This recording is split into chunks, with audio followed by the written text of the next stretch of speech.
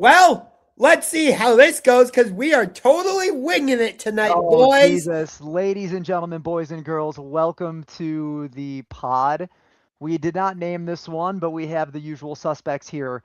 We have Seaboss and we have Mr. Unger to the max, more commonly known as Rollins or Glowing Clam if you want to follow him on his socials.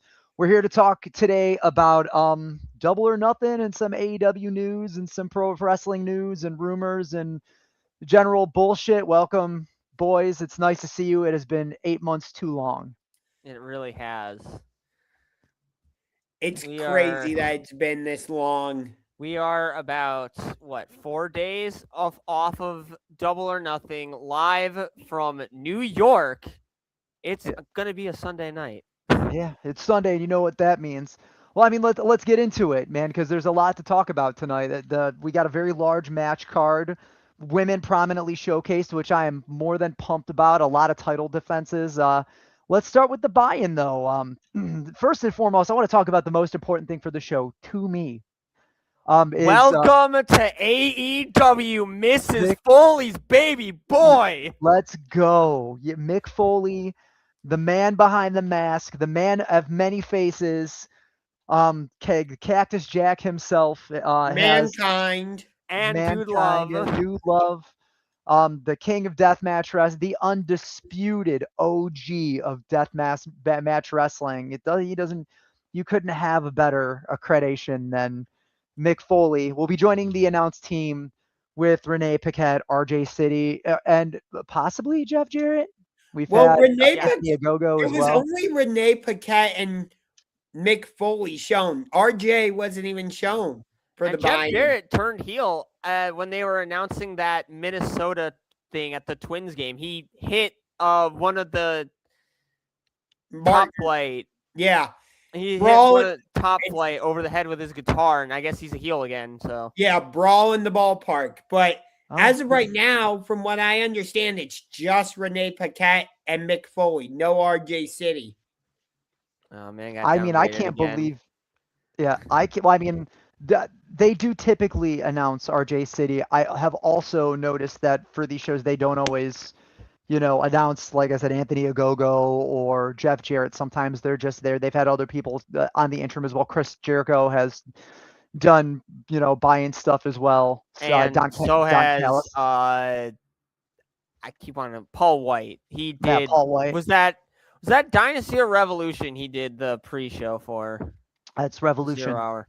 Yeah, he was on 0 Hour. It was a delight to see him. It's always a delight to see him. He's always been one of my favorites.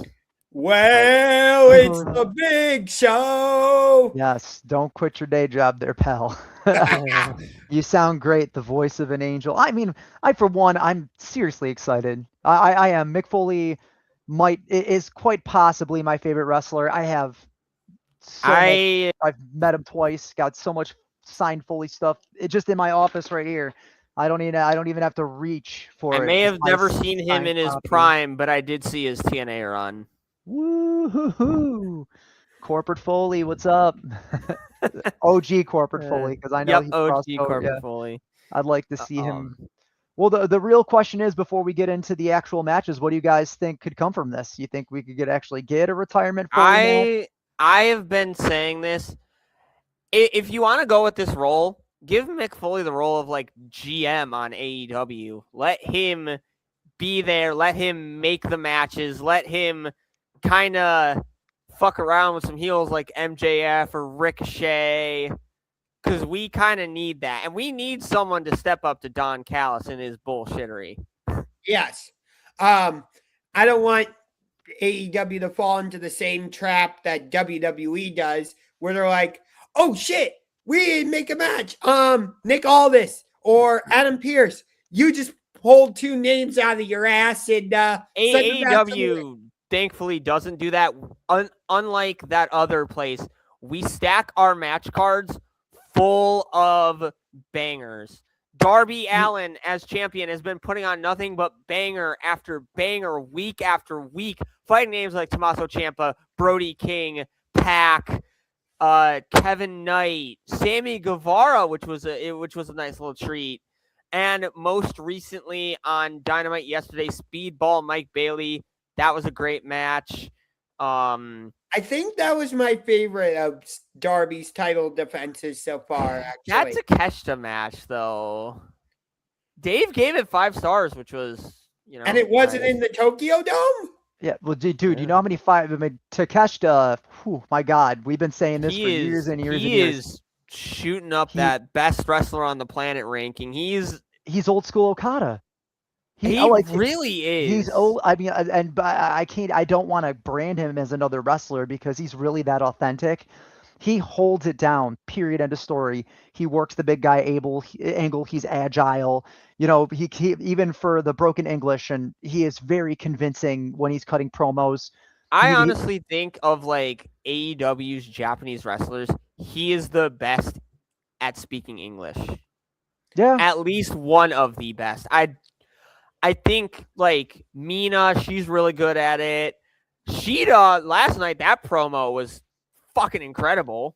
Yeah. Boss, I know you and a couple of the other guys were getting on me about this, but I felt like they needed a little bit more than just a video package for that match. Since it was the go-home episode of Dynamite and Collision, I get that they had a lot. Listen. This match is already sold. This match is already signed, sealed, delivered. Why do you want it to be sold even more than it already has? It's. I mean, the two names alone, Takeshita and Okada, that sells the match alone. They don't need a segment, but the animosity, all that shit talk by Okada, saying that he's a champion unlike Takeshita, saying that he's better for Kyle Fletcher unlike Takeshita. I generally believe this match will be the final match of Konosuke Takeshita as a member of the Don Callis family. We're going to get to that. Now, being that this is a prediction show, I need to ask, who wins in a fight, Renee Paquette or Mick Foley? Renee via Mox. We completely went off topic from that. Does Moxley win that one? Moxley gets involved on behalf of his wife and then gets his ass kicked. To be fair, by Marina Shafir, of course. To be fair, Moxley could retire both of them. All right. I'm done. All right, let's get into that. Let's get into the. I kind of sound like the Miz with that, with Mox and Renee.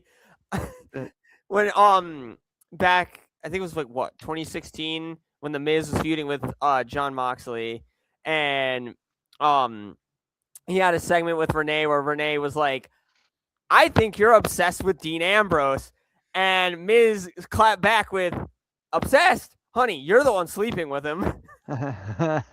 that we're on a tangent, but I do want to comment. Yeah. That's that show that they used to do that Miz would always panel on. Talking Smack, I think it was. Yeah, dude. With Daniel Bryan. That was one of the most iconic segments I've ever seen when the Miz just went off and he's like foaming at the mouth. Oh my God. He was talking shit on PWG.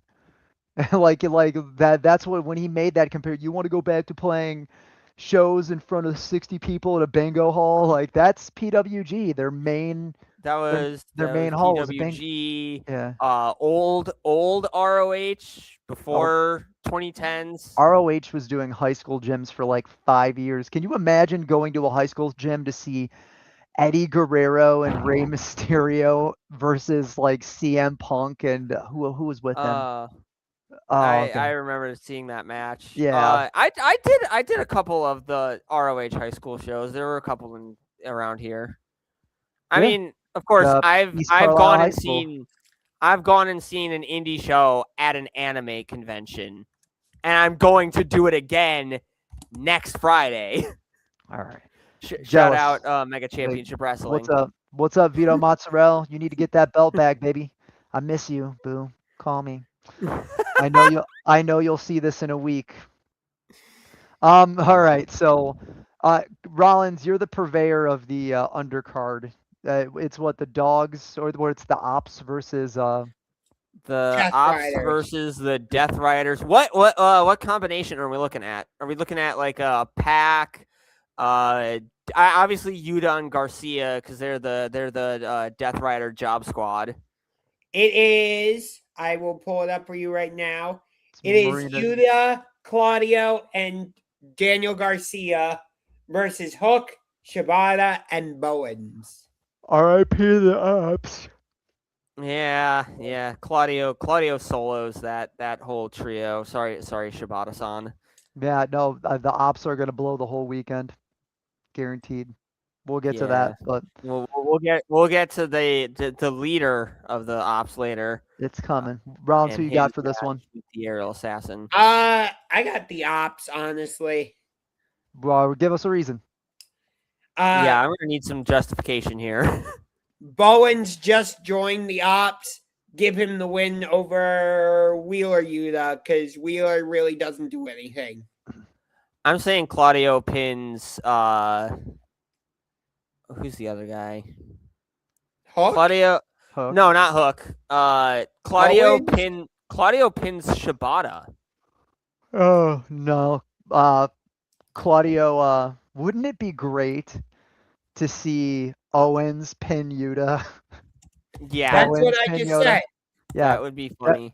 Yeah, I have to agree with Rollins on that one. That's a great idea. That would, in terms of story, it'd be so out there and it would be so much fun. But I have more of a feeling that you're right, boss, and we're gonna get Claudio pinning someone. I would guess Claudio's pinning Bowens. Yeah, or I do Hook. believe that Claudio is pinning Bowens and or Hook or Shibata. I think any one of them, it's gonna happen. But we'll see. We'll see. Rollins, what do you got for the other match, man? That's like the dogs. Yeah, it's Shane Taylor Promotions versus, I think it's the conglomeration and it's Shane Taylor Promotions versus the conglomeration and Boom and Doom. So we got our Costco guys match going on, and they're with the conglomeration against. Wait, this is the Costco guys match? Yeah, this is the Costco guys match. Man, I hope they lose. They haven't lost once. We know they're not going to lose. I hope they lose. I hope. Who's Boom and Doom? Is that the dogs? Is that the No, dogs? Boom and Doom is Big Boom AJ and and AJ, QT Marshall. Yeah. So the dogs aren't involved with this at all? I thought they had a match. No, they're in Stadium Stampede. Yeah, they're with. Oh, they sure. Yeah. Oh my God. This is how you know that I worked at 12 today. Oh my God. And I'm like looking at the card directly in front of my face on my other monitor. And I've been watching, I've been watching this for months. Yeah, no, Boom and Doom. Yeah, Boom Yep. and Doom, the conglomeration. I hope they lose. They're gonna win. I hope they lose. I hope the Rizzler takes the choke slam from hell. I hope they throw him through 2 tables. Man, I give it 5 big booms. five big booms in the Tokyo Dome. I gotta get the 5th one. All right. All right, let's get on that main card. All right, let's start off with let's discuss the Owen, as one of the matches that was supposed to be on tonight was replaced, and we got some news on that. It was supposed to be Willow Nightingale versus Alex Windsor. Willow Nightingale has been sidelined with a shoulder injury, which means she is out of the Owen and had to relinquish the TBS championship. Now the match at Double or Nothing, I believe, is Athena versus Mina Shirakawa. Yes, sir. Yes. Yes, sir. Who do you got? Rollins, who I you got? have the fallen goddess, Athena. I think she's going all the way to the finals. I don't know if she'll win. It all depends on who that wild card replacing Willow is, because if it is Mercedes, then Mercedes wins. What if it's Britt Baker? I'm Get sorry. her the fuck out of this company. No. It's a possibility. Listen, I have always... obviously with the Rebel stuff, Well, but I don't even... Oh, God. If I needed another reason to be sad today. Poor her. Poor Rebel. Shout out to Rebel and her family and her friends and everyone there. That's a tough situation, and you got our positive energy and some of our prayers if that's what you're into. Like seriously, that sucks. And Yeah, you know. it is just. But I mean, in terms of Britt Baker, it would be the time to bring her back. No one would see it coming. Everyone's already saying Mercedes. I know Mercedes is the predictable call, and I know that Britt Baker's got a lot of haters. But I mean, like she also, she also doesn't. She's a split crowd. She is always historically been a split crowd. She, in spite of gatekeeping the locker room, she also carried it for, half of AEW. Credit where credit's due, and she's not a terrible wrestler. Sorry, Mick Foley, I hate the mandible claw. I hate the rebranding. Like you're sticking your fingers in another person's mouth. I get it. You're a dentist. Woo! Just bite down. Ouch. Yeah. Done. Right. It's not That's kind of always been my issue with that move is like there's an easy way to counter it, and people are not taking that easy way to counter it. And I get it. It's because it's wrestling. Go. That's my issue with wrestling is that some moves that have easy counters don't get countered for the shock factor of the entertainment or something like that. Yeah. But speaking about shock factor, I hate to interrupt you, but I think this is going to be fun for me to ask. What is the dumbest finishing move of all time? The most non-convincing finishing moves in pro wrestling? The Judas Effect. I'm sorry, it is the fakest looking back elbow I have ever seen in my entire life. I'm going to beat that. I know you can, but I'm just saying, for me personally, it's the Judas Effect. I am going evil. Rollins, you first. Oh boy. I can't say Seth Rollins stomp. I actually got to say that's a damn good move. What are you talking about? No, I said I can't. I said I can't say it. I have to go with Finn Balor's finisher, the coup de grace. The coup de grace is the worst? It's because it looked more convincing, strong style, buddy. That is, Prince Devitt, yeah. And also, C-Boss, it never works the first time he hits it. Ever. Yeah, that is also very true. The other one I would put up there, the Blue Thunder Bomb. The only person who has lost to that move. It's not a finisher, it's a signature. Well, the only person who has I do have another one. Hold on. The only person who has lost to the Blue Thunder Bomb is JD McDonough because he's a dumbass. You know what sucks about JD McDonough before we finish this conversation is he was a legend in Irish independent pro. He was an absolute legend. Wasn't he in Rev Pro for a bit? He was. They made him into a bitch. Yep. I remember him in Progress. I remember him in Rev Pro and all that. He was damn good. The other one I have to say is, and this is more so because I hate the way she does it, the Oblivion. She botches it. She botches it every time. That's not how you do the move, you dumbass. Well, that's also because you hate fucking Liv Morgan. Because she's a shit wrestler. All right. I'm going to give... Oh, God, we're doing the Liv Morgan thing live now. It's great. Worst wrestler ever. Listen. Shout out to our friend Brian Zaitis. He hates it when Chris, a.k.a. C-Boss, goes off about Liv Morgan. It is so goddamn funny. Oh, you should see our interactions about Logan Paul because he likes that fucker. Fuck that guy. Well, listen. That guy. Yeah, fuck that guy all the way. I've had to cook for him, but I'm gonna throw mine out there. I'm gonna give you my prediction. We'll move on to the next one. I'm sorry, I'm gonna take shit for this, and I don't give a fuck about the Von Erichs and their fucking history, but the Iron Claw is the stupidest fucking finishing move in the history of professional wrestling. You're literally just grabbing the top of someone's fucking head. You could literally just grab your arm and get it off of you. It's just as dumb as the fucking Mandible Claw, and Mick Foley's like one of my fucking favorite wrestlers on earth. It's dumb. The Iron Claw's stupid. The Iron Claw is dumb. Is up there. Listen, I get silly, goofy, funny wrestling time, and I get it, the Von Erichs, and I get it. That was the shtick for silly, goofy back then because people were just simpler times, right? But it just, at least if you're hitting a silly, goofy move, make it look accidentally painful. Have it be some Looney Tune shit, like put an Acme sign on it or something. Like it's so exhausting because they're still doing it. It's been like 40 years of it, and they're still doing it. And God, bless them, bless their hearts. I can't.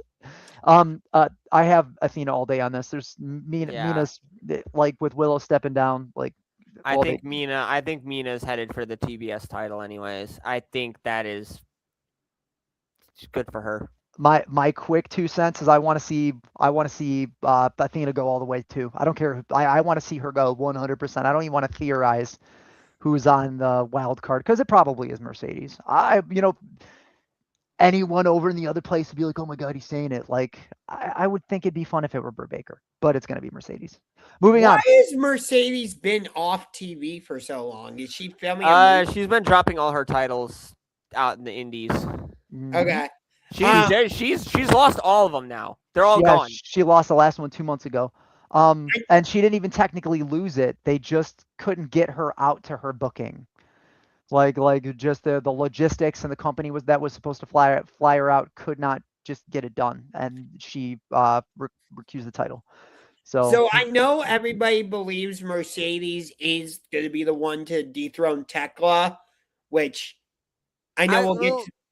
I know we'll get to that. Whoever wins the Owen dethrones Tekla. I know we'll get to that 4-way later. Shame.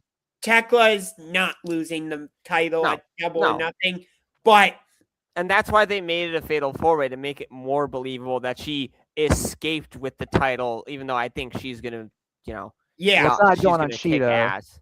But it's not going on Sheeta. It's not going back on Statlander. And as much as I'd love it to, it shouldn't go on Jamie Hayter at any other place but Wembley. But my thing is, I want to see, as much as everybody's like, we need to do Tekla versus Mercedes. I want Tekla versus Athena. The main issue with that Let's go, Rollins. And I love that match. It'll kick ass. The only issue is that it's heel versus heel. Who the fuck are we supposed to root for? Who gives a fuck? Could you imagine? Remember that missile drop kick that Athena did? Oh yeah, when they damaged the screen. Oh yeah. Oh no. When they accused Athena of intentionally trying to hurt someone, and they planned and scripted that whole thing. I want to see Athena hit that on everybody. I want Thekla to win that match, to be honest with you. But I want Athena to hit that drop kick 5 times in every single match that she's in. The O-face is, if we're talking about, it is an utterly ridiculous finisher, but I love it. So I'm not. Yes. I'm going to say no notes on it. No. What I was going to say is, break Mina's hand on it last year. We were talking about what the worst finishers. I'm going to say it. The O-face is one of the best finishers. I can second that, but if we're going overall best, my Mark Hart says One Winged Angel. I'm with you on that. Hey, listen, there are not a lot. I said it's one of the best finishers. Yeah. I didn't say it's the best. I'm agreeing with you. I'm saying the overall best though is the One Winged Angel. Even though nobody kicks out of it. Yeah, even though it's kicks out of it, and it looks I love the dangerous. skull crushing finale with the Miz does. That is it's too much setup. It is utterly ridiculous. Too much setup. Another one. Another one, Kenta's go to sleep. Not CM Punk's go to sleep. Kenta's go to sleep. CM Punk. He actually knees you in the fucking face. I don't know. CM Punk used to actually be able to sell that move, and he stopped. Yeah. Because when his shoulders went back before he retired. Remember when he tried to lift Samoa Joe up to do it? When he was dressed up as the Golden Vampire? Remember last week? Yeah, that was awesome. Remember last week when all the dirt sheets were saying that CM Punk made up with AEW? Yeah, right. Yeah, okay. They did. They did. Yeah. Well, we moved. No, in terms of like sleepers and stuff, when I watch Gunther, I'm just like, how many times have I said this, C-Boss? I'm just like, just punch the guy in the face and he'll. Yeah. At least with Samoa Joe, you can't because he's got it held in there correctly. He locks it in, so you can't get past his but elbow. Like, when Gunther locks in the sleeper, I'm just like, easy, punch him in the face, and you're out of it. That's all you got to Right. do. He's got a force field up. But nobody ever does it. He's got And I'm he's like, got 6 why? in his defense. He's got WWE writing. He just rolled a 20. AI that doesn't know what they're talking about. He just collected the star. He But just jumped no. on the sparkly TV. Like, how many more power-ups? Like, Athena's gonna win this match. 100%. But I will say this: overall, with this card, I don't think there's one match where you're like, I think they're definitely going to win. Like, more likely than not, Athena is going to win. But can I say 100%? No. no, God, that's No. the joy of pro wrestling. Maybe they'll throw some wrenches in, but we accidentally covered the 4-way too. During that conversation, let's knock that out really quick and put a lid on it while we're here. So Sorry, it is ladies. Hikaru Shida versus Jamie Hayter Statlander. versus Chris Statlander versus Tekla for the AEW Women's World Championship. Tekla's escaping with this belt, but she's not really escaping because she's going to be the one getting the pin. It's just a matter who's taking the pin. Who do you have taking the pin? I have Hayter. I actually have Shida taking. We're on the. I would have put $20, $25 on. Rollins and I both have the same prediction. I want to see Stat pin Shida. I have funny. Tekla pinning Hayter. I want to see Stat pin Shida. I want Thekla to be pissed off about it. I like this. The best possible outcome for a story is Stat pin and Shida, Thekla losing her fucking mind, and her little clique of the hallway goth girls that used to be in main programs, going after everybody else. The Hot Topic cashiers. No, they're the hallway goth girls, man. Like, the Hot Topic cashiers actually care to work. No, the hallway goth girls just stand there and bum cigarettes. They look all. They're both. I mean, neither of them. I don't know. I'm pretty sure I've seen a girl who looks exactly like Sky Blue as the cashier at a Hot Topic. Can confirm. Yeah. I realistically Thekla, but in my heart of hearts, it's Chris Statlander. My wife is listening to this. I'm gonna leave this room. She's gonna be like, "Still got a thing for Stat, huh?" Wait. Do you remember Statlander pinned Tony Storm in? That was a 4-way, and nobody really expected Statlander to win. No. I think a lot of people were on the, Statlander's winning this. It's just a matter of who's taking the pin. No one predicted that it was going to be the champion. To be fair, Statlander actually has a history of going over in 3- and 4-way matches. That is I very just true. don't think that she wants to be labeled as the female who's the champion of 4-ways. Just saying. Like, the female who she also lost she also lost the TBS title in a triple threat to Julia Hart. We're all Ohio guys. Isn't a 4-way a bowl of spaghetti with chili, onions, and cheese? Isn't that a Cincinnati thing? I don't know. Fuck 3-way? Skyline Chili. That's some Cincinnati or Cincinnati type shit. No, don't say that shit. I would totally. That shit was delicious. I would totally. Cincinnati's not even in Ohio. It's in fucking Kentucky. It could stay there too, because fuck the Bengals. Fuck the Bengals. Fuck the Reds. Fuck the Reds. Well, who really gives a shit about the Reds? They're pretty much irrelevant. Yeah, Joe Burrow. Yeah, I feel bad for Joe Burrow's diaper changer. Moving along, now that we've all established that Thekla is going to win that match, let's stick with the Owen. Move on to the men's. Ospreay and Samoa Joe. Ospreay. That's the story. This match is going to be 100. It's going to be This match is on Match of the Night watch. Hell, it's on fucking Match of the Year watch. I do believe the one going over. I do believe the man going over will be the Aerial Assassin because it furthers his story with the Death Riders. It furthers his story with the Ops. It furthers just his story of getting to the title, which I do believe he's winning the Owen. I do believe he's going on to win the AEW World Championship in his home crowd in Wembley. It's just a matter of who is he facing as champion, but we'll get to that later. Against who? Yes. Wait, wait, just wait. I believe this match is going to open the pay-per-view. That's my prediction. It's a good prediction. They usually come out Ooh. swinging for double. Yeah, or nothing. open it hot. Open it hot. Open the pit. Ospreay. I didn't know I wanted or needed this match, but when they started teasing, I'm like, yes, please, thank you. And I would have been fine with it had it not been in the Owen, but I think it actually adds more substance to the match. It adds more jeopardy to the match with it being in the Owen. Right.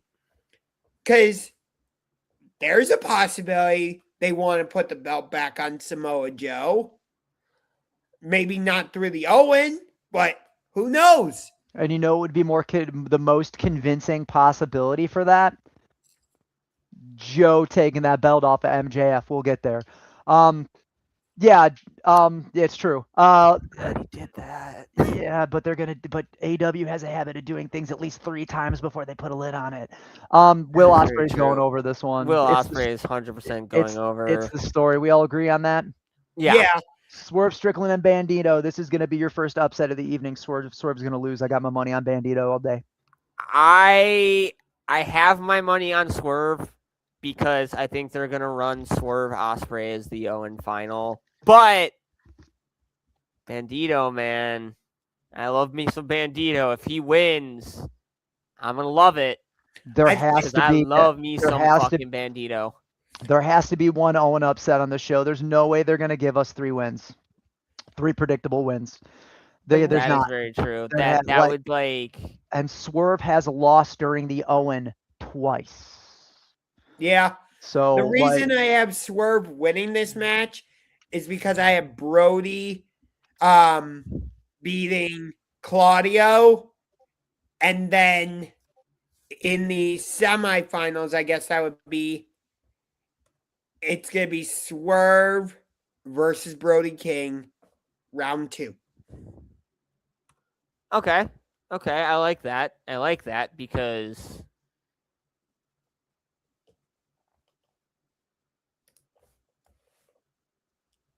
why? I like that because their first match was really good. I was just reacting to that guy. I was reading the Discord. Brody versus Swerve was already an excellent match. Now you've got stakes on it. Now you put something on the line, a chance to make it to the Owen final, and that makes it even more special the second time around. I've got an alternative to that. Swerve loses on a sweep. He loses all the way across the board. He loses to Bandito. He loses to Brody. He's knocked out in that round, and now, he's not going to have a shot to take that title until everyone else runs its course, and he is just pissed off at making it everybody else's problem. And then the return of Hangman just to come and balance the scales. He's not here. Hangman's not coming back to make waves. He's coming back to put a stop to his arch nemesis. They have unfinished business. So that would... Hangman probably saw what Swerve did to Kenny after their first match and was like, no. I can't have that. Kenny, and Kenny and I are cool. Swerve, I don't trust you anymore because of what you did to my friend Kenny Omega. Boyfriend Kenny Omega. Hangman or Hangman's just drunk. Yeah. Hangman shows up drunk, beats up both of them. He's grading papers. Yes. Again, Adam isn't even my real fucking name. It's like Sam or something. We'll get to look that up. Darby. I know it's like that up. We'll get to Darby MJF later, but I am surprised that Steven. with a PH. With a PH. Stephen. Steph Stephen Page. Okay. Actually, it's Waltz. Okay, that's even weirder. I wonder- Now we're doxing He's- our professional. Yeah, he has the type of name that makes me believe that he seasons his potato salad with more mayonnaise. He drinks light beer and NAs on the holiday. He thinks salt is a little too spicy for him. Yeah. I know we'll get to Darby MJF later, but I thought Darby was going to make MJF put that stipulation on the line. That He did. No. I'm saying, like, remember at Revolution, Hangman said, if I lose, I will never be able to challenge for the world championship again. Right? Yes, that is true. So I'm saying I thought Darby was going to make MJF put that on the line so that Hangman can come back and challenge for the title. Yeah, that's not Oh, I see what you're saying. I don't think that's happening. If something like that did happen, I would say it'd probably be closer to All In, and they peppered it in over a Dynamite and a layover pay-per-view. I don't like calling Forbidden Door layover pay-per-view. I prefer to refer to it more as like a project, like a sandbox pay-per-view. Yep. Yeah. And the rumor is we're getting another pay-per-view at the Bell Center in Montreal. Redemption. Yeah, that's Redemption. right. We are. Redemption. You know who that has written all over at that in AEW? Will Ospreay, the winner of the Owen Hart Cup. Let's move on to our next match. Wait a minute. Bandito, Swerve. I got Swerve, yeah. I got Swerve. Okay. I hope Swerve loses until he changes his theme song back. Moving on to Jon Moxley and Kyle O'Reilly. This match is going to be fantastic. Agreed.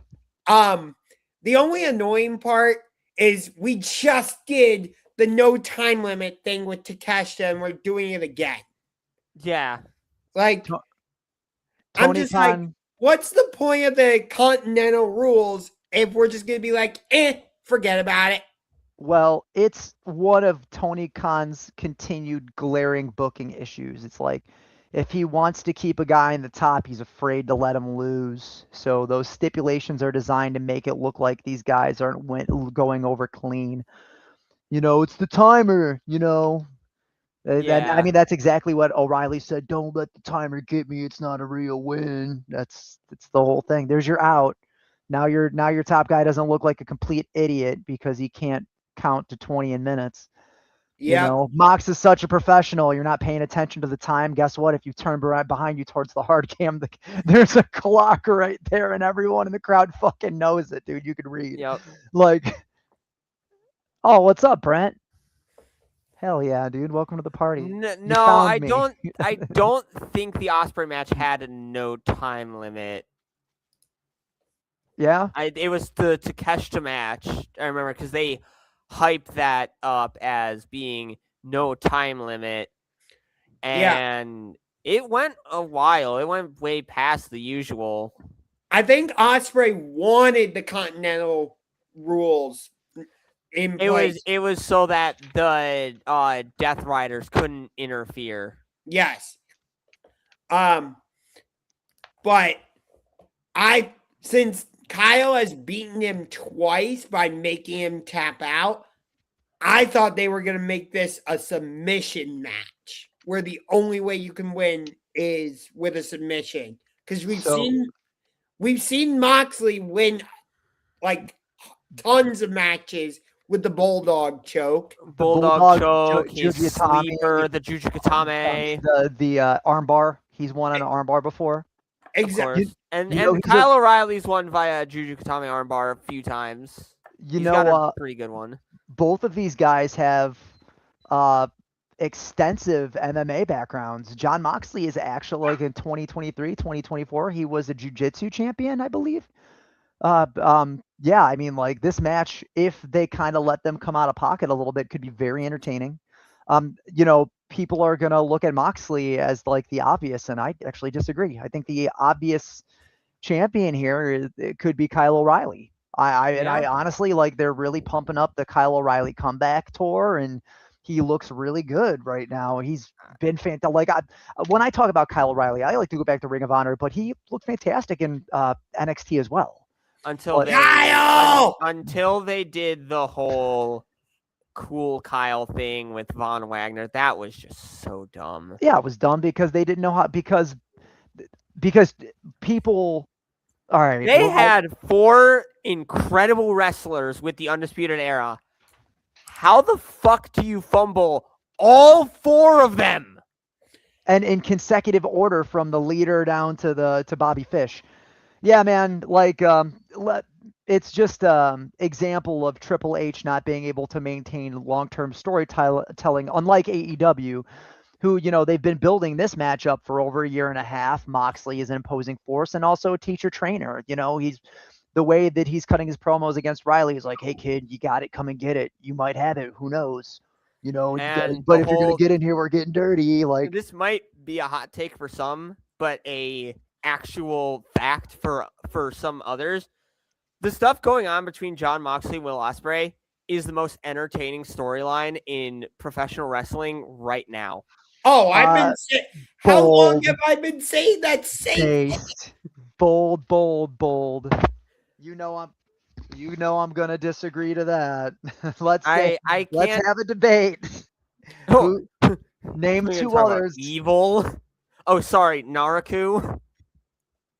Yeah, no one gives a shit about him. He looks Yeah, like shit. 'cause Congratulations on W- getting married, dude. Like, that's as far as I'm going with WWE that. marks only give a shit about him because, haha, we got someone that AEW didn't. It's like Tony Khan didn't want Evil. Bro, didn't he just marry Io Sky? Yeah, Okay, that's probably the only reason he went to WWE was to well, be we'll see. closer to EO. Yeah, we'll see how that worked out for Aleister Black. Moving on. Ah, They're not going to release EO Sky. Come on. Yeah, I know, but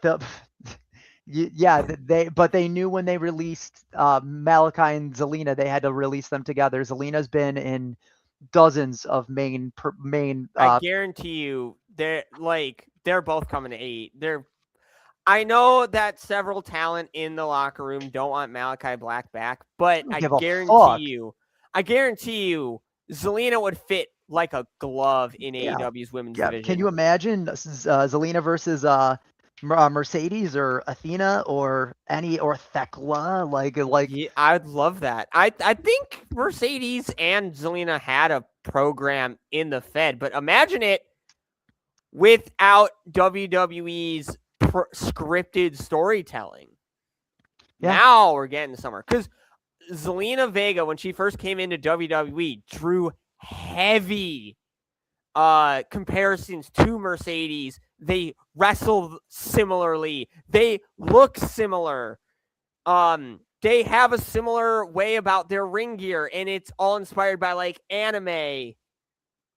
They're practically the same. So I want to say this really quick. So as soon as Aleister Black was dropped and Zelina Vega were dropped, there was a lot of weird reporting around all of that towards the end. Zelina did that weird live stream and was talking, oh, people have already reached out to me, blah, blah, blah, blah, blah. Like, we're going to be just fine. We know you're going to be fine. You were millionaires before, you got fired from your millionaire job. And you also have a whole ass business on the side that generates you hundreds of thousands of dollars a year with a built-in, the 2 of them also own and operate a clothing company. It's like you guys are fine. Like all of these people Right. are rich, but like at the same, like every week you get a new rumor about them coming into AEW. Here's the thing. Up until recently, anytime that rumors came out, AEW's came out immediately and been like, nah, that's not a fucking thing. Not right now. Now, it was reported last week that they were talking about them together and that Zelina was the bigger topic of conversation, but they would be a combo deal. And if you watch the, if you listen to Tony Khan or watch him post or listen to him during scrums or when he's doing his monthly, bi-monthly interviews or his panel calls, he's pretty transparent. And he was forgiving to Andrade, who behaved in likeness. Dude, and look at the treatment he's getting now. Right, he is a main event player. He's one of the hottest commodities in AEW. You said I have a question for you. You said he's a main event player. Yeah. Oh, Oh. lay it on me. How you know? Okay. How you How know? you know? How you know? How you know? No. I love how he's been laying that on Don Callis recently, trying to work his way into the world title, and that pushback with Don saying, no, Okada's my guy. Okada's my guy. It's gonna blow up in Don's face. I got to comment on this comment right now, really quick. We'll finish. We'll wrap up the Moxley Kyle O'Reilly. Zelina Valley for a while she gets up to par with the AEW women's wrestling, because WWE is very rehearsed. I half agree with that and half disagree. Zelina, only because Zelina Vega did work the indies prior to WWE. She's not an exclusively WWE person. And though I will say that if you're coming from a stronger style, a harder hitting promotion, a harder hitting background in professional wrestling or MMA, you're basically walking into a soap opera, in WWE, where you're in the performance center, training, scripting alongside wrestling, and it's way more avant-garde in AEW. Up to par, I think that's kind of a stretch of a statement, because I think if they threw her in the mix, that she would fly on her own, no problem, and plenty of people want to see it. But I do agree that she is going to endure a lot of growing pains with some of these women in AEW, because AEW employs the best women's wrestlers on earth, next to Stardom, and I'm dying on that fucking hill. And you know what? Most of that is because of how poorly booked the women are in WWE. WWE, book your talent better. You have great talent. You just book them like shit. You're not convincing anyone that they look any better than they do. You fucking suck. Yeah. So, And you constantly push, not always, but they do a lot of times push the wrong talent. They push some of their best talent is toiling in the mid card or the tag hating scene. on Liv Morgan right now. I did not even say her name. I was gonna throw out Jade. If you Cargill. say her name, she will appear. Yeah, man. She's not Joe Hendry. Joe Hendry's actually good. Yeah. Wait, I'm gonna put it on you right now. How you know? How you know? Because All I right, watched him in WCPW. No, but I want to comment on Aleister Black super quick, or Malachi. When he was in AEW originally, yes, his feud with Cody was really good, but actually my favorite feud Malachi had was with Adam Copeland for the TNT Championship. I loved the House of Black Death Triangle stuff. That was incredible, with them trying to pull off various luchador masks, and Eric Redbeard got involved in that. And that was how they brought in Brody King, and Buddy Matthews was through that feud. Penta got misted, and that he became Penta Oscuro. Pac got misted twice, once by Julia Hart, that was when she turned and joined the house.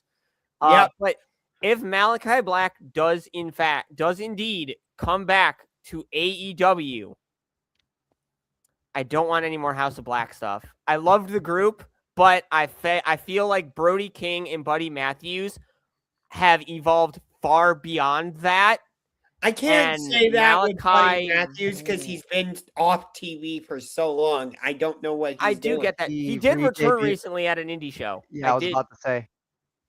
So, guys. Okay, let me rephrase. He's been off AEW for so long. Yes. I do believe that, because right after Malachi left, right, originally, Buddy Matthews got into a singles feud with Adam Cole, and that singles feud was really good. And we got that match in Cleveland. That was part of the whole, Adam Cole trying to face MJF, and MJF kept throwing people at him, and one of those people was Buddy Matthews, and then he got into the stuff with Okada, which unfortunately was how he got injured. But that stuff was really good. So while we're talking about this card and the Jon Moxley Kyle O'Reilly match, I got Kyle O'Reilly, guys. I've got Kyle O'Reilly as well. Hell yeah. I'm gonna go with Moxley just because I think they want to keep the title on Mox, and that's the best way to keep the Ospreay stuff going. But I agree. What I liked best about the Malachi Adam Copeland feud is Cope brought back the Brood character, but he never directly said it was Brood. Like when he we just knew it because of the bloodbath. yes, like and he brought back South of Heaven by Slayer. Yes. Great song. and I loved that Malachi was playing mind games with Cope because he had like his Cope's wedding ring or whatever it was as a necklace. And I'm like, this is the type of version of Malachi I want. Like the spooky stuff, it has its place. Don't get me wrong. But when I want Malachi not doing so much of the spooky stuff, do more of the I mess with your mind. That type of character. Yeah, I'd love like I know he'd be borrowing this from another guy who should have been bigger than he was, Killer Kross, Karrion Kross. I'd love for Malachi to be a devil's advocate type character where he's trying to get people to take the easy way, to give in to their darker sides. And on the one hand, it brings a lot of new characters out in wrestlers. And on the other side, it could give him some interesting feuds. Yeah. You know who that really worked for? Go. Liv Morgan. They did it. I'm sorry, they did. Okay, but while we're on the topic, where was I for this? Morgan and Ripley's first major beef.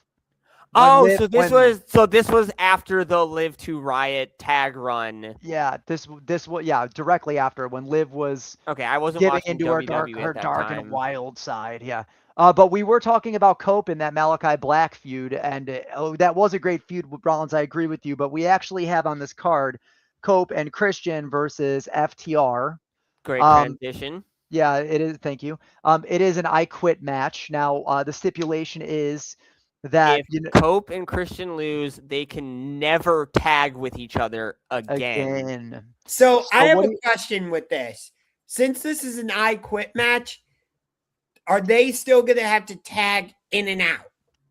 I believe any tag match with a stipulation attached is automatically Tornado. Okay. Yes. I also believe that is the case. Because the dog collar match, the tag dog collar match between FTR and the Briscoes, 2022 RH Round Battle, was Tornado because of the dog collar stipulation attachment. One of, if not the greatest tag feuds. Death match. Yeah, dude. Briscoes versus death matches. That was such a good match. That sneakily won 2022 match of the year out from under the excellent Punk MJF dog collar match at Revolution. So that was in the same fucking year. That was in the same year. Yeah. AEW ran 2 dog collar matches, and both of them were kick ass. Yes. Can I for my prediction on this one, like I could see it go either way. Though I don't want to see these belts stay on FTR. I just do not like FTR as heels.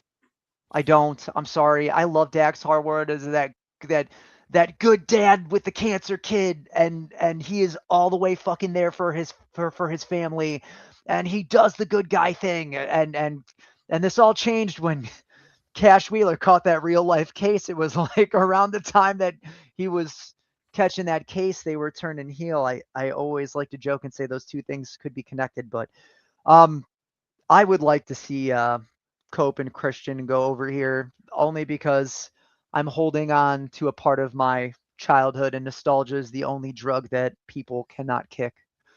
So yeah, I do generally believe Cope and Christian will walk out of this match into or as tag champs. I do believe that they will walk into Wembley with it in some sort of multi-man match, including I think some new hires that will be coming in soon. New Day, Motor City. Oh, I thought Machine you were going to Guns. say a day that's fresh.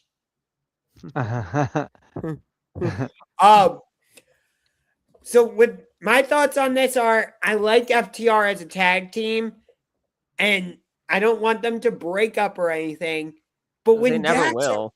when Dax Harwood has had singles matches, he's been really good. I'm not saying like give him a major singles push and like put him in the main event scene or anything like that, but why not give him a run as the TNT champion or a run as the international champion? Why not? At this point, Rollins, it's like you look at these two guys, and could you ever imagine? It's like looking at the Legion of Doom, Hawk and Animal. When you tried to split those guys up, what happened? It fizzled out like a dry fart, dude. I'm just saying, like I agree with what you're saying. There are some guys that are just always meant to be tagging together. FTR is those guys. Yeah, and I have nothing against FTR. That's not what I'm saying. Like Cash Wheeler, like he's great. But again, like we saw it when Dax Harwood faced Orange Cassidy in basically an impromptu lumberjack match. Like Dax Harwood is really good as a singles wrestler. So why not? Like, well, he's gonna need something to do after he drops his tag team titles. So, but this match is gonna be absolutely brutal. Yeah, I mean, the last time we saw an I Quit match involving Cope and Christian got his balls bashed in by a spiked bat. Yeah. Yes, even though Christian claims he never actually said I quit. And he can say whatever he wants. It's on tape. It's on tape on Rampage because that match cut into Rampage. R.I.P. Rampage. Yeah. R.I.P. Rampage. R.I.P. Dark Elevation. So we got Christian and Cope, FTR. I want to say FTR. I really do. Because I want to see FTR go into Wembley, but at the expense of never seeing Edge, Christian, and Gangrel together in the same ring. Yes, I did say Edge. I'll say it. I don't give a fuck. You know what? It's not on his birth certificate. You know what? Not because I want to see Cope and Cage break up, but I like FTR, and I want to see FTR versus the Young Bucks versus the New Day or whatever they're going to be called in AEW versus Jet Speed versus the Young Bucks. I might have said them already. I don't care. Yeah, you did say the Young Bucks. You're thinking like maybe Motor City Machine Guns. Yes. It's like I want to see the Young Bucks versus the Bullet Club versus Generation Me. versus Slick Nick and Mr. Instant Replay. I want FTR versus Young Bucks versus Jet Speed versus New Day versus Motor City Machine Guns ladder match for Rascals? The tag titles. No Rascals. Oh, versus Rascals. Yes. You know about the New Day when Xavier Woods shows up, I want his first real like vignette or promo to just be Kenny Omega running into him in a locker room, just being like, "The fuck are you doing here? You still suck at Street Fighter. Like, go fuck yourself. What is this bullshit?" What I would like is if at any point the New Day and the Elite are in like some sort of like match where they can go anywhere out throughout the arena, I would like Xavier and Kenny to just start brawling to the back, get to the locker rooms. There's a set of Street Fighter already up. They stop fighting. Alpha 3 is right there. Alpha 3 is right there. Justin Wong is standing on top of the fucking machine. They're about to repeat Evo 36 and 37. It's just God, they did have that. They did have that at Evo 36. 34, 36. I don't know. I want to say, was this back in like 2016, 2017? Because I was at one of those. So again, I was at Evo in 2017 because I was in the Smash tournament So Evo 37 is the most legendary moment of Evo. It's where it was the Chun-Li versus it was the Justin Long Ken Masters versus Chun-Li match where he parried him like 11 times in a row when he had 1 point of health and then killed him with 1 point of health. You're talking about Xavier Woods versus Kenny Omega. They've done Yeah. it. They've done it 3 times. I throw 3 or 4 times, and Kenny's won every time. So Okay. again, it's not that I want to see Cope and Cage break up. I just feel like keeping the tag titles on FTR, going into a multi-man match like that. There's just something about it. I want I can see that. FTR to keep the belts. Again, not because I have anything against Cope and Cage. It's just FTR are that good that I'm like, if you're going to put them in that type of multi-man match, keep the belts on FTR. Sacrilege. Sacrilege. While we're talking, While we were talking about chaos and matches where you can brawl anywhere, let's talk about Stadium Stampede. we were talking about Kenny Omega. We're talking about Omega. He's in that match alongside the Young Bucks, Jack Perry, Chris Jericho, and the Hurt Syndicate versus The Demand, The Dogs, Andrade, and Big Dumper Mark Davis. I was not expecting this to be the Stadium Stampede match. I thought it was just going to be a straight up Ricochet versus Chris Jericho match. But since we're talking about Ricochet, I have a feud I want to see for Ricochet. Kevin Knight. No. What? That would be great. Dude, you're No. leaving money on the table right there with that. No, that is a feud I want to see, but that's not the one I'm talking about. Ricochet can cut such great promos, and he's such an asshole. You know who doesn't say anything and does the weakest kicks ever? Orange. Didn't they already do a Ricochet Orange Cassidy match? I swear they just did one last year. Hey, what was the match of 2022? What statistically cage match, Meltzer ratings? What was the highest rated match? Nielsen ratings. Yeah, just so I could shit on this conversation of 2022. Let me give you a hint. It was a Forbidden Door match. Oh, Orange Cassidy, Zack Sabre Jr. No, Cassidy, Will Ospreay.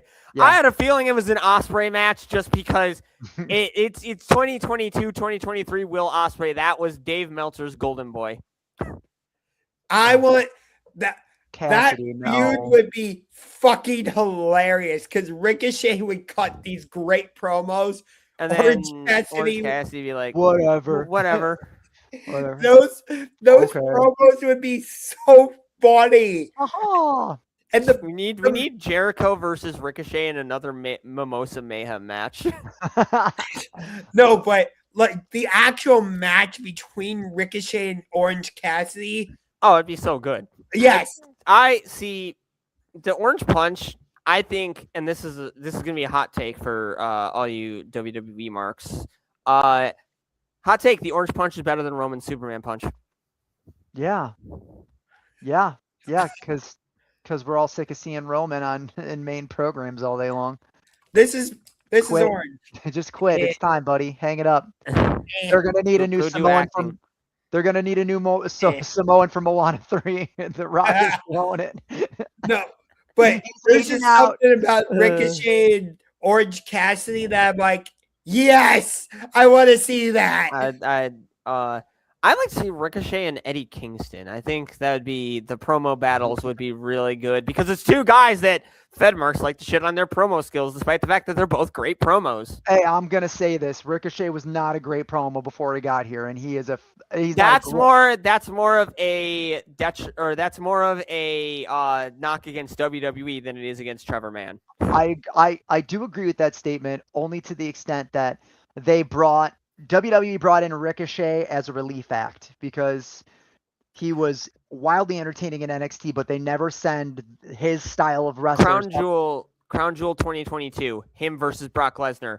That is the biggest, or it was either Crown Jewel 2021 or 2022 or something like that, where Brock Lesnar squashed him in like five seconds. Ricochet didn't even get a single move of offense in. it was an embarrassment. Yeah, it's because Brock Lesnar is where WWE careers go to die. Ask Vince McMahon, why do you think he got busted? Um, leaked group chats, buddy.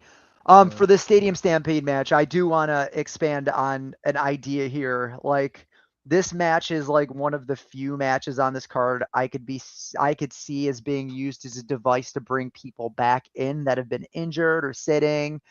I could see a lot of people coming back during this pay-per-view. I could see Motor City Machine. I don't think the New Day is going to debut until All In. I think the Motor City Machine Guns are actually on a non-compete right now too.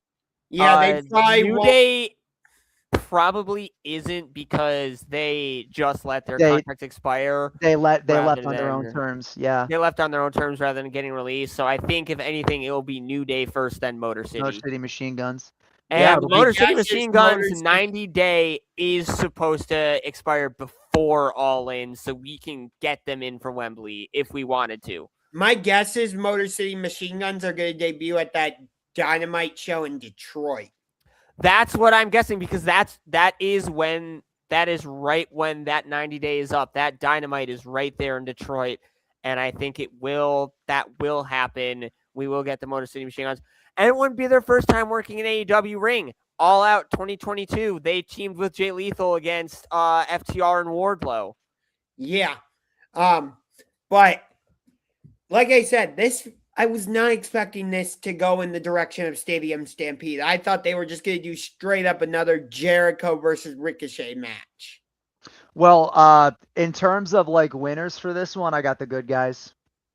I have Team Jericho. I got Team Jericho all day.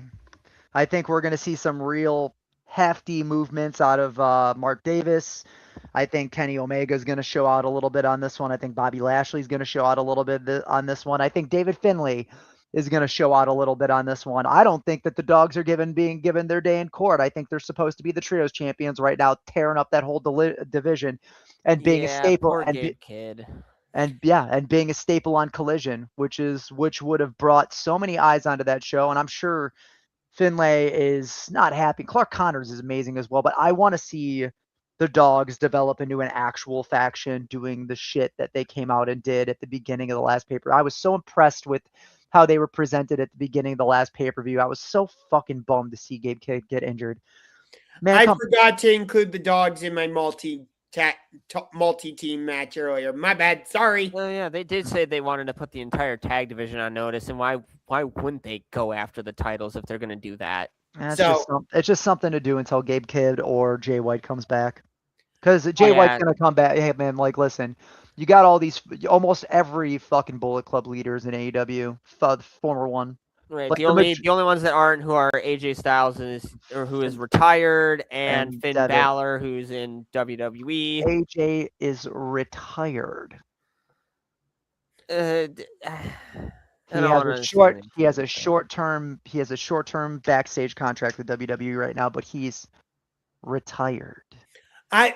One of the things that had me absolutely bawling in laughter on Dynamite last night, Jack Perry comes out with a damn bag of fucking onions. Yeah. The bag of onions, that was funny as hell. Why? I don't know. Instantly, I'm like, is he related to Shrek? Is he an ogre?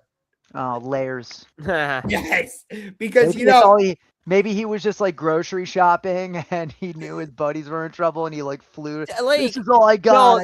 And this is shockingly in character because remember every time him and Luchasaurus were coming out during that like first few months when they were back together, they were bringing out the most random stuff. Like Luchasaurus brought out a fucking vacuum cleaner. Yep. Onions. It reminded me of the Falls Count Anywhere match.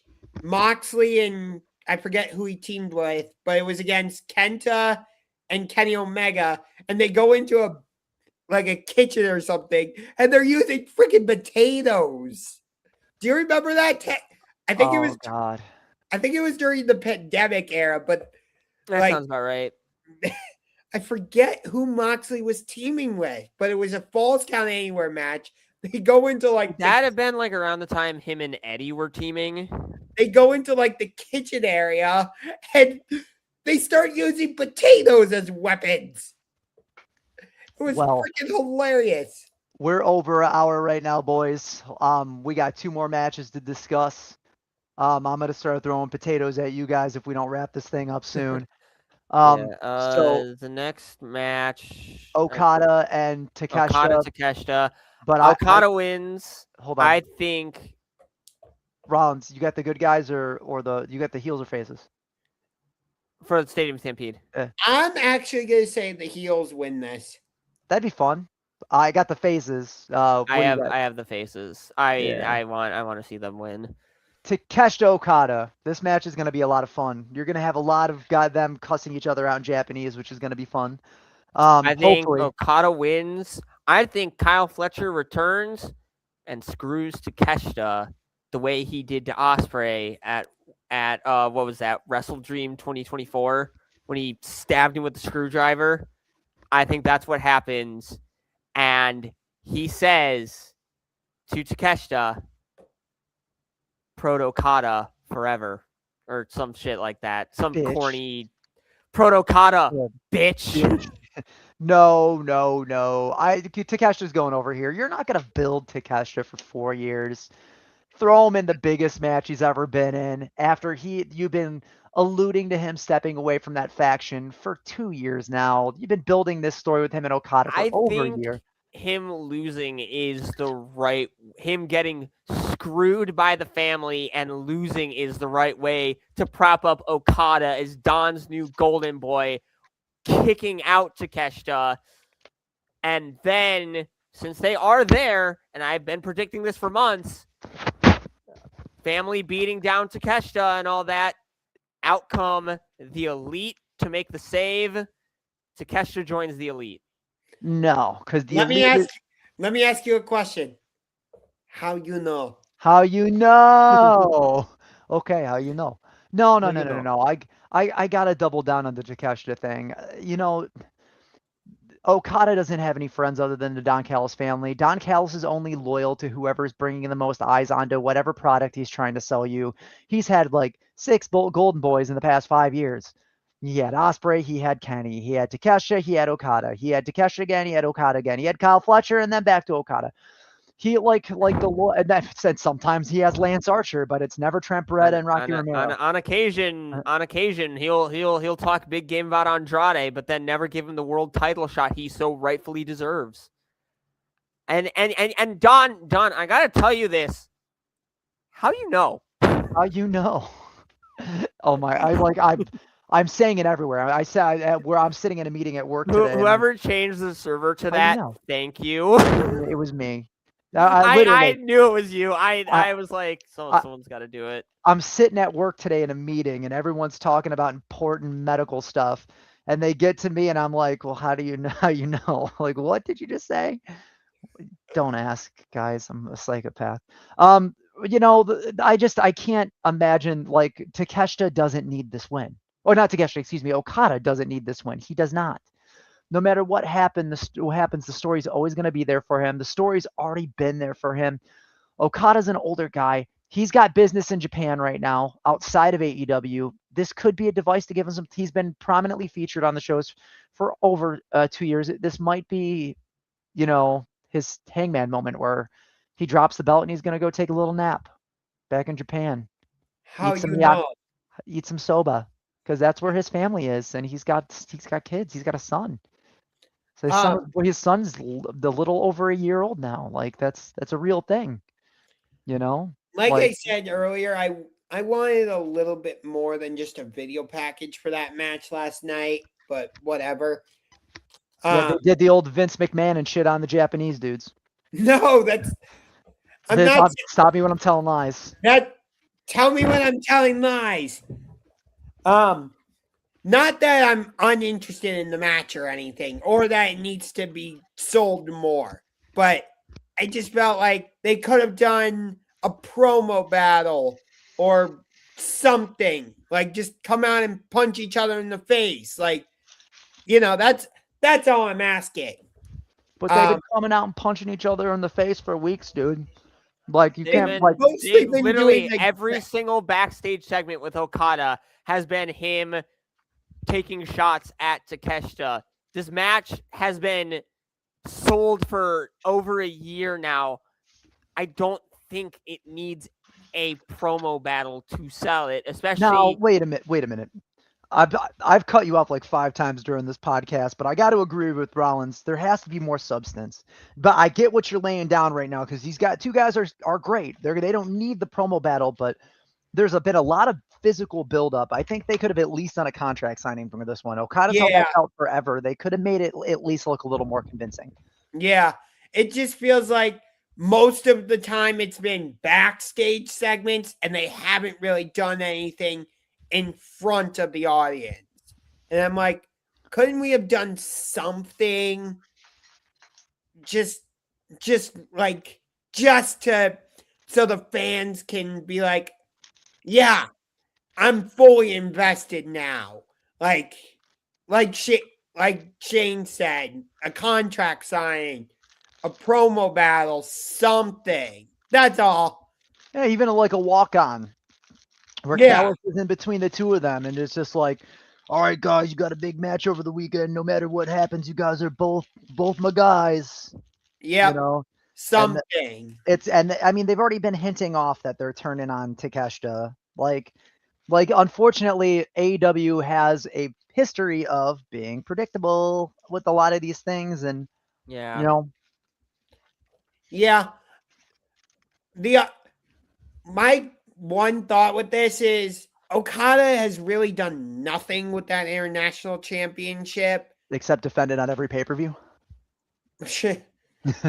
But he hasn't really had like a major feud for that international championship since he won it. Not that I can remember anyway. And the intention with that championship, correct me if I'm wrong, was to defend it internationally. That belt was designed to be taken into other promotions. That literally was why they built that belt. And Pac had done that, and Ospreay had done that when he had it. And hell, even MJF, when he turned into the American Championship, he defended it in Arena, Mexico. It's CMLL, baby. Orange Cassidy did it. No, he was just the workhorse champion. I don't remember him taking that belt to any other promotions. Or you might be right. He was just defending it every week on Dynamite, on Collision, on Rampage.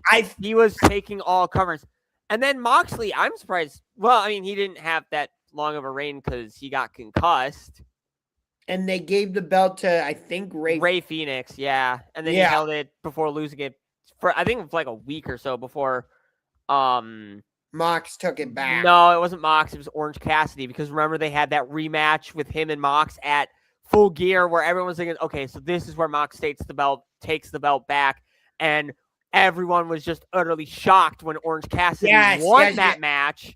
Yes, and I remember I was heavily invested in that match too. That was, I think if I remember correctly, that was the match I was most interested in going into Full Gear. I believe so. But no, Orange and Moxley have great chemistry. Roddy was, I thought, those two are wrestling soulmates in the most way possible. Like, it's two guys that you think wouldn't have chemistry together that just do, and they keep going back to that match for that reason. And that's why a lot of us thought that Orange Cassidy was going to be the one to dethrone Mox for the AEW World title originally, but then they just immediately went into that match and it was like, oh, it's going to be someone else. Yep. And Cavs are losing by 16. Yay! No. How much time left? Nope, never mind. 18. And there's a minute 21 left. I'll see you guys next year. Yep. But no, in terms of this match, like, I want the International Championship to get back to what Orange Cassidy had it as the workhorse title, like, I'll take on all challengers, and we'd need to have it be on a babyface. That's why, and I feel like, yes, Okada's defended it more recently, but otherwise, I feel like he really hasn't. Yeah, because he at first it was part of the unified title, and he'd only defended that a couple times, and then when he lost the Continental to Moxley, then the split happened, and I guess for Moxley, the Continental became the workhorse title, even though he hasn't been defending it. He's been putting on those excellent series of eliminator matches, and that's kind of become the new workhorse thing, is the Continental, while the International, being on Okada, being on the big match guy, has kind of been saved for those big match moments, those Which I'm not opposed pay-per-views, to. which I'm not opposed to, but I don't know. I'd like something different. And Takeshita, I believe he did have a bit of a workhorse reign when he was international champion. Yeah, I understand what you're saying, that the Continental title has become kind of that workhorse but championship, and I'm not opposed to that. But there was just something about when the International Championship was that way. I was like, I really like this, and I wanted to go back to that. I completely understand where you're coming from. Don't worry. Yes. So that's more so why I want Takeshita to win the belt, so that we can actually get the International Championship featured. Because honestly, like, with this whole Takeshita thing, they haven't really mentioned, other than when Takeshita says, like, I want to challenge you, I feel like they haven't really mentioned the International Championship. I mean, Okada mentions it every 2 fucking seconds he's on screen, saying, I'm a champion, unlike Takeshita, bitch. It's been Okada's whole thing is, I'm a champion, Takeshita's not, which is bullshit because Takeshita is a champion. He has the NJPW World Television Championship. You get what I mean, though. Yeah, no, I get what you mean, that, like, this feud is more than the title. Yes. It feels like, which I do like. I've told you that. Like, I like when a championship feud feels bigger. Do you remember MJF, Bryan Danielson leading up to Revolution? We knew it was for the World Championship, but it felt like it was more than that. But yes. But at the same time, it didn't feel like the championship was taking a back seat. Whereas with this, it does feel like the International Championship has taken a bit of a back seat. I agree. Which I don't like. Does all that make sense, Shane? It sure does. Okay. Sorry, I'm researching right now. Okay. Are you researching ways to kick Danhausen's ass because he cursed the Cavs? Because that's what I'm doing. Donovan could kiss my ass. I hate that I share a middle name with you, you piece of shit. Fuck you. You goddamn sellout. No matter what happens, Danhausen is now going to be a WWE Hall of Famer. No one will ever forget him. Yep. Hopefully the Monsters can win tomorrow night against the Toronto Marlies and go on to the Eastern Conference Finals. It's Springfield versus Wilkes-Barre Scranton. Okay, yeah, I was right, because I was talking about it to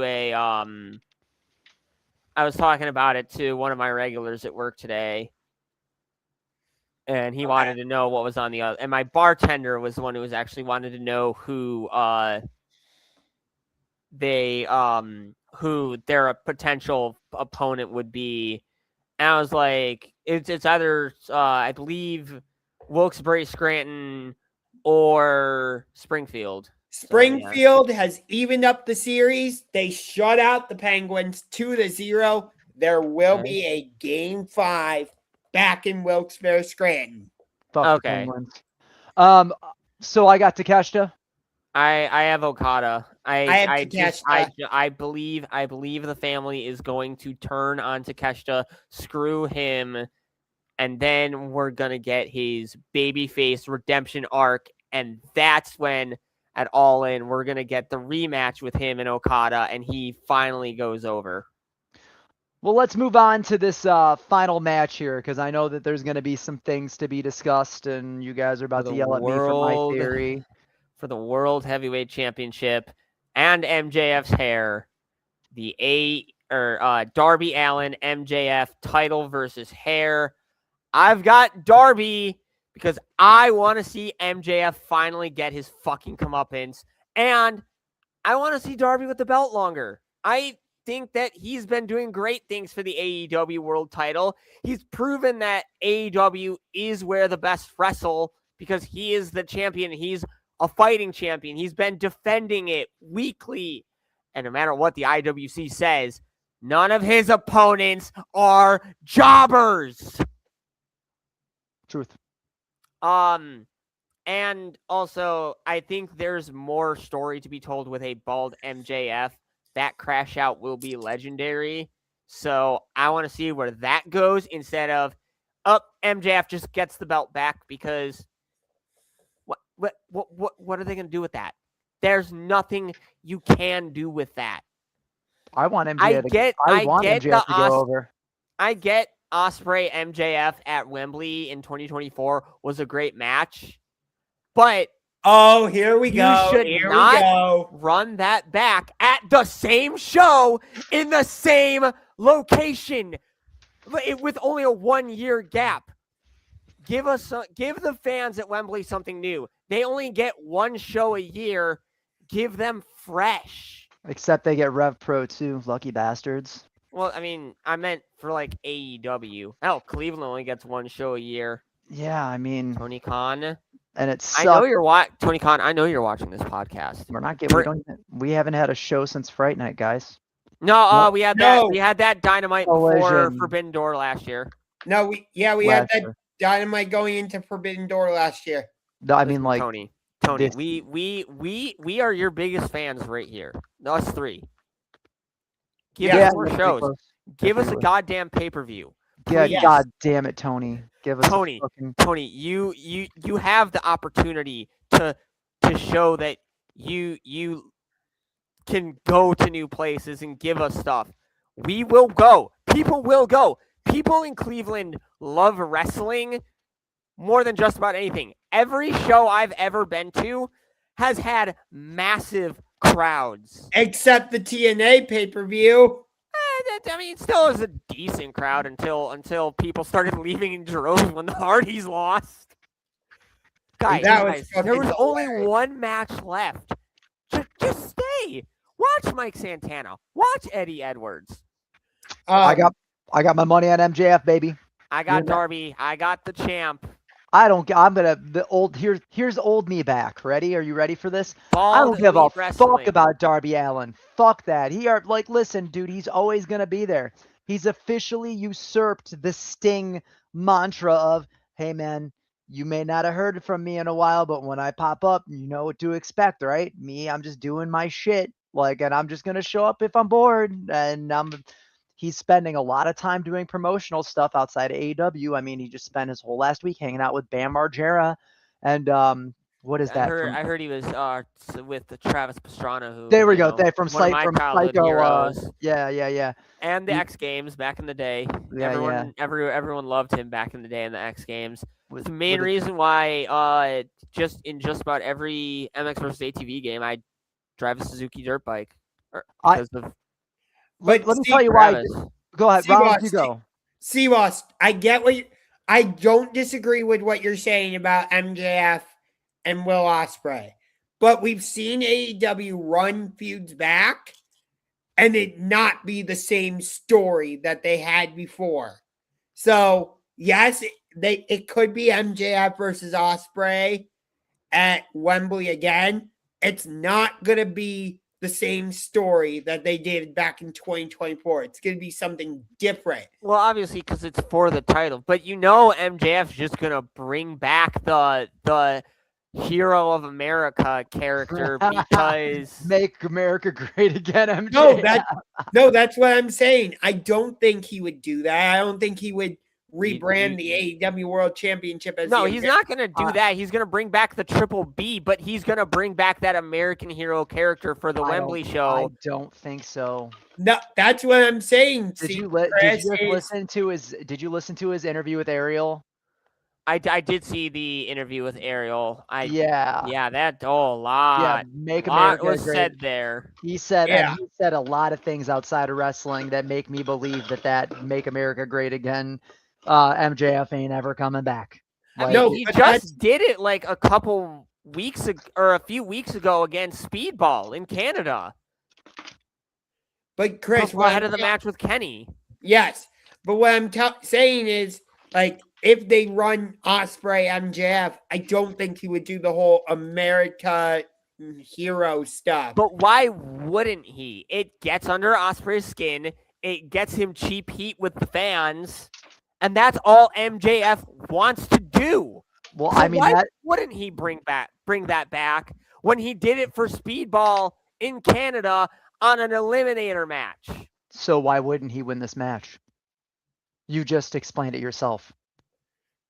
Well, I mean, You literally, I'm sorry, There is a just chance run he back could what win you this just match. said. Bro, I love you. And we have been like on this whole entire, But like we've agreed on why 80% of this also- card. the only reason a lot of people believe Darby's losing is because his body's giving out from all the title defenses. But I believe that he can use MJF's stuff against him. He knows MJF better than most wrestlers. He can do that. He beat MJF once before for the title. He can do it again. Darby always loses when it's important. That I quit, or was it an I quit match against Moxley? Other He than won Sting's that. Sting's retirement, he won that, but they had to. Yeah, I mean, that was a non-negotiable. Darby's lost a lot of big ones. Well, yes, but this is his chance to finally get there. How does Win this that advance? big one. How does this advance the story? Does this mean that like Darby's going to take a break for a week because he's already ran through all of the current top new guys? and Roosh has said he wants to face the winner on the following Dynamite. Hit the horns! I love So- that. I love Roosh And right now. Rouge is currently a heel. Again, why would you run a heel that no one wants to root for versus a heel that no one wants to root for when you can have a But heel versus a baby face? my brother, yes, Roosh is a heel. So is Stone Cold Steve Austin. You know how many, dude? You get the horns signs were in the crowd yesterday, and it's been I like did that. see that. He's But- he's over again for the first also- time since his 2017 ROH run. He's over as hell, and he's And consistently on being top shown on of- TV. On top of that, do you remember who did MJF feud with when he made his return? That would be Roosh. Roosh. And they La were the Faction. they were the opening match on that episode of Dynamite, and I believe that match was commercial free, if I'm not mistaken. Darby's I- never Darby hasn't faced Roosh up to this point. I believe. Give us that match. It's never been done before. Give it back to us. Give it us again. So let me pose this question, and this is just to be fair to all of us. Like, if Darby wins this one, like, what's next? Roosh. Like, okay, and after that, keep defending the belt on Dynamite. You can have Don Callis start throwing guys at him, throwing Okada. We didn't get that match because of Okada having an emergency. Takeshita had that. Throw Okada at him. Throw Andrade back at him. That match was excellent. Have Jet Speed. Kevin Knight did say that he wants a rematch with Darby. Why not run that back? That match was excellent. because that'll While be returning- a good, but he wants it because it will be a good match. Okay, so yeah, I get what you're saying. Respect what you're saying. Now do the same thing for MJF. MJF doesn't want to defend the title on Dynamite. Come on. Okay, he's gonna be It's- forced to. Oh, Yeah. But I feel like MJF's type of guy isn't the workhorse champion. He wants to just defend on the pay-per-views. And if he's forced to, I mean, like where, it works different through different storylines, but where is it written in a bylaw that MJF even has the right to refuse challenges if they're issued? I mean, like every time we've run into a he story, has refused challenges though, unless someone gave him something. well, and then how many of those has like Tony Khan came over him and been like, yo, by the way, actually, no, you're doing this. I got Shivani. I'll be Shivani right now. I got a message from Tony Khan. Like that was because of the weighted coin though. I mean that how Tony Khan overrid the stipulation for Revolution was because MJF had a coin that was both sides were in his favor. There was a pay-per-view where MJF won and then Tony Khan forced him to do, what was that? The only one I can think of is when he beat Kenny and everyone's telling him about the match with Darby. And then he lost the belt. I'm going to remember this after this fucking pod. That's what's going to happen. I I'm going to be know. on the Discord in like an hour and be like, oh, this is the match I'm talking about. I might have been a little wrong, but this is the context. I feel like that might have been MJF Danielson because at Revolution where the time limit ran out and they went into sudden death. Yeah. Well, yes. How you know? How you know? Okay, but how you know? I just feel like it would be bigger for Darby to win here than MJF. Wait a minute. Remember how we were saying there's a pay-per-view in Montreal called Redemption? Where did Kenny Omega lose against MJF? Vancouver. And Vancouver's in what country? Canada. Exactly. And Canada's in what continent? North America. Name the two seas on both East and West Coast. Again, I'm cool. We got the Atlantic and the Pacific. Who cares about you see Lake Erie's the only body of water that matters. Oh my god! Until you see crystal blue waters, my friend. Do you see where I'm going with this? So you think they run? Oh, so you think they run back Kenny MJF, and then have Kenny go over? Bingo. And that's how we get to Kenny Ospreay at All In. We're not getting Kenny Ospreay at All In. We're getting MJF. We're getting MJF and Ospreay, and that's when Ospreay takes the big one, and MJF decides he's going to go do another Adam Sandler movie. You don't think Kenny Ospreay would be the biggest match you could make for the biggest show? No. I think Kenny's done. What? I love. And I'm like, who's hanging out right above me right now? Like literally, who hangs out with me? I need to see this. You know what hangs out with me all the time?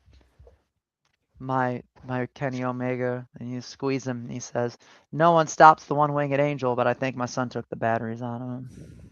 Hold on a minute. Son of a bitch. Kenny Omega's like my favorite wrestler. God damn it, did they really? He is. I love this thing.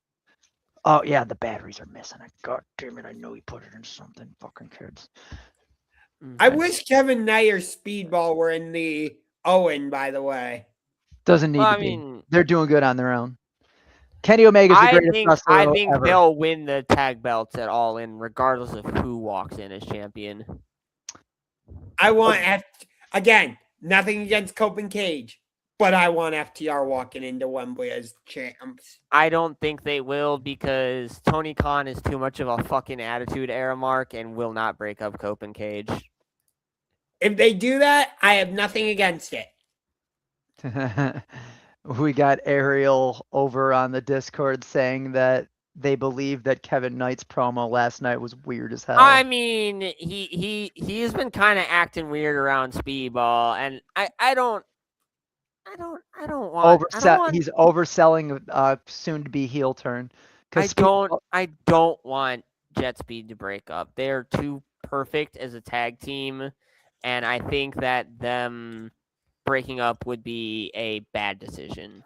Well, I think that it would make a good rivalry as well, though. I mean, it seemed like that's what they're kind of building on right now. Could you imagine that they actually were in the Owen and you put them up against each other? Those are the matches that you want to see. They did that with the C2 though.